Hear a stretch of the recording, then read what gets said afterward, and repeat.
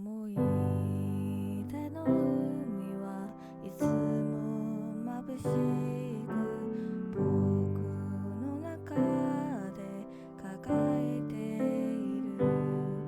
偶然に戻ってまた迎えた風景はなんだか変わっていた。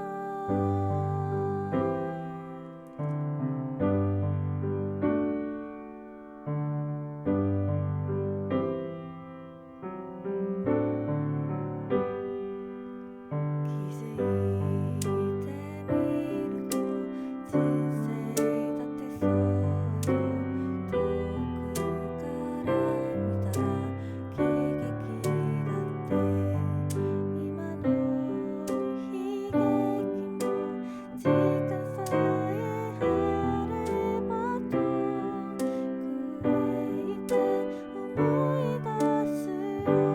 今は世界が暗く感じても振り返ってみてよ。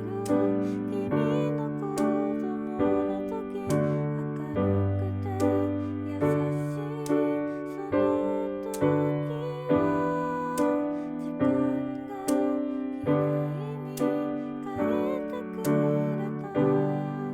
僕らは時間という川に乗って一緒に星のあるところにたどり着いた。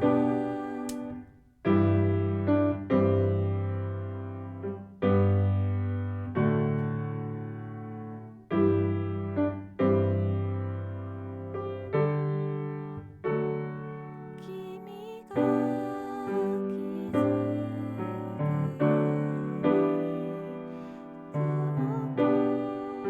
の言葉を伝えたかった。世界中が全部冬だっても取り替えてみてよ。君の子供の時、楽しくて暖かいその時は、時間がきれいに変えてくれた。僕らは時間という橋を乗り越えて、春のあるところを見つけたんだよ。君のせいだから来るんじゃない。